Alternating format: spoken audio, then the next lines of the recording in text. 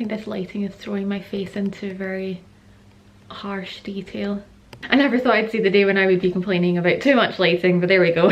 Hi guys, and welcome to a video that I've been very excited about for the last month now, because this weekend is Big Garden Birdwatch weekend. And if you don't know what the Big Garden Birdwatch is, it is a citizen science project run by the RSPB, where every year over the course of a weekend they ask people up and down the UK to take an hour out of their day to watch the birds in their garden, or in their local park if they don't have a garden. It's a great way to get a broad survey of the overall bird populations throughout the UK, and it's also just a really great way to get people involved and noticing birds, watching birds, and taking an hour out of their day just to be with nature. It's great, so I'm doing it right now. But first, before I do anything else, I'm going to make myself a cup of coffee, settle in, and start bird watching. A few moments later. That's better. While my coffee was pouring, I took the opportunity to go out into my garden and just check that my feeders were all topped up. RSPB actually recommends that, you know, throughout the winter, but during the Big Garden Birdwatch, that you put out feeders to attract birds. So I use a kind of small variety of food, like fat balls, bird seed, peanuts, and I even use dried mealworms, which my local starlings love. They love the mealworms. They can't get enough of the mealworms. So putting out food in your garden is a good way to help birds through the winter, because food sources might be a lot more limited, and it also means that they will come to your garden so you can see them. So it's a win for everybody. But just before I start my Big Garden Birdwatch, I thought I would just kind of go over some of the rules. So every year, if you want to sign up for the Big Garden Birdwatch, you can do so online by text, and you get sent out one of these little packs for free, and they are very helpful and also just really cute. There is like all the rules, again, rules for taking part, and which I'll explain in a minute. And they actually come with this big sheet, which I love. I think it's such a nice touch. It's so cute, and it has all the kind of more common birds that you will see in the UK, which also means if you're somebody who isn't super familiar with birds, you're not great at IDing them, you have a little handy chart to help you out. And there's also like a little space for marking how many you've seen, and it also gives you some really interesting facts about like what their conservation status is, what their ranking in last year's birdwatch was, and like percentages, like how many gardens they were spotted in 2019, and like the overall trend since 1979, which I believe was the first Big Garden Birdwatch. You know, you can see some of these that have actually increased and some that have decreased. There's quite a few that are got red conservation status, like the house sparrow and the starling. But yeah, this is such a nice touch, I think, and it also makes it really accessible for people who might not be super into bird watching all the time but want to take part in the project. And sorry, you might have seen that my eyes were going up. A robin has just landed in my garden, which I think is a pretty good time to actually start. It's also bang on 10 AM, so that worked so perfectly. So one robin.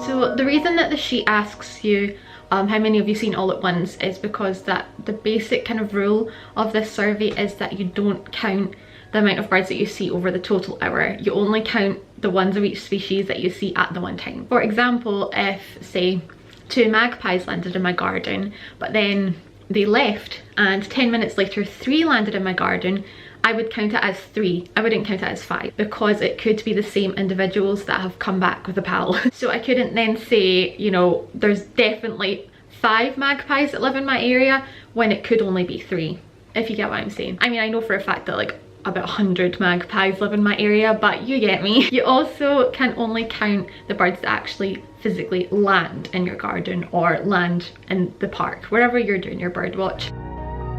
What I find every year during the Big Garden Birdwatch is that all of your regular birds that you would normally see every single day, just they know that you're waiting for them, so they're just like, not today. Because those mealworms have been out for like maybe about 20 so minutes now, and usually within a minute the starlings are like, mealworms, but they have not shown up yet because they know that I'm doing the Big Garden Birdwatch. It's always the case. What's also important to note about the Big Garden Birdwatch is that if you don't get any birds in your garden, or if you only get one, that's also an important result. A no result is also important in surveys. So even if you do your Big Garden Birdwatch and within an hour you see literally no birds, you still should submit your results, because that's also really important for the RSPB to know as well.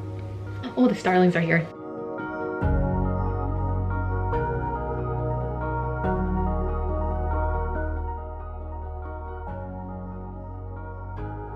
I honestly love starlings. They're so much fun to watch because you usually get like about 10 of them and they're all like bickering and like yapping at each other. And they're also just really underappreciated birds, just how like beautiful they are. Especially in the winter, they have these like iridescent rainbow feathers and lovely little white speckles all over them. And usually I get loads, but we got one little guy so far.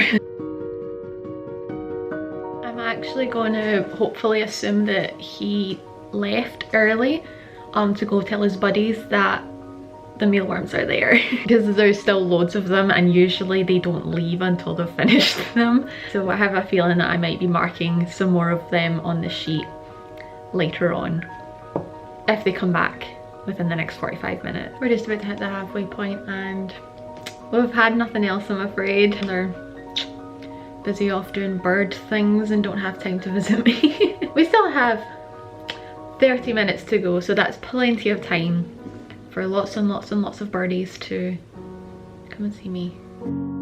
We have 2 starlings. Finally we can update my chart. So there we go. That was kind of like a perfect example of the whole you can only mark down when you've seen them all at once thing, because I've seen a total of 4 starlings, but because I've only seen 2 at the one time, I can only mark 2 because technically they could all be the same ones.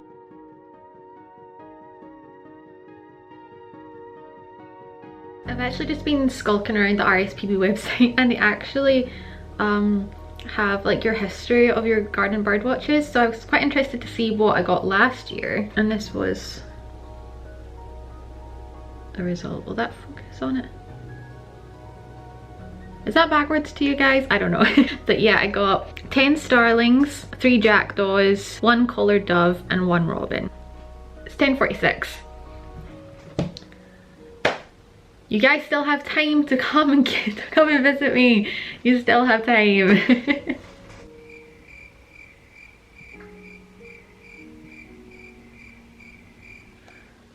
There's 10 minutes left. It's not been a good result in terms of the vlog and showing you guys wildlife. There hasn't really been an opportunity to do that, but in terms of the survey, there really isn't such a thing as a bad result. All information is important, and oh, it's starting to rain now.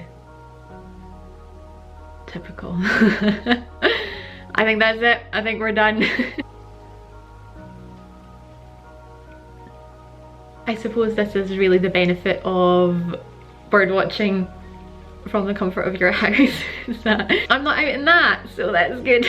I don't think we're going to see any more birds, especially now that the weather has done this. Although it has 8 minutes to go off and for the birds to come. 8 minutes.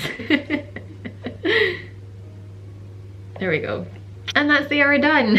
It was a little bit disappointing that I didn't see more, because usually there are lots more birds that come to my garden, but as is the case pretty much every year, they know that you're doing the Big Garden Birdwatch, so they don't turn up. And I know for a fact that now that it's done, that this is the results that I'm going to submit, that I'm going to get lots and lots and lots of birds coming to see me. I'm just going to see if I can submit my results on my phone. Not that I need this, I think I can remember. I'm just going to submit them just now. So the layout is so like cute. It gives you pictures and you can just add what you saw. So there's no point scrolling through them all because I only saw 2 things. But there we go. 1 robin and 2 starlings. And that's it. My plentiful results from this year. 2 starlings and 1 robin. Despite not seeing a lot, I still had a really good time taking this hour out of my day to watch the birds in my garden. But yeah, I'm sorry that you won't have been able to see much. If you have taken part in the Big Garden Birdwatch this year, then I would love to hear what your results were. Hopefully they were a bit more exciting than mine were. And if you live in the UK and you didn't take part this year, this video will be going up probably after the weekend is done. But it's something to definitely keep in mind for next year. And also, you don't even need to have something like a national campaign like this to take an hour out of your day to watch birds in your garden. Or even if you don't live in the UK, it's something that I definitely recommend doing. And in fact, the majority of the bird watching that I do isn't out in the hills, isn't out in the countryside. It's from this seat looking out my window. It's just a really great way to get to know your local wildlife. You know, you can watch their behaviour, you can see what sort of birds live around you, and it's just a really great way that everybody can spend time in nature, no matter where you live, no matter if you're able to get out of your house or not. It's just something I really recommend. Yeah, I'm really looking forward to seeing what the nationwide results were, and that's all. Thank you so much for watching. I hope you enjoyed, and I will maybe see you next time. Bye. What am I doing?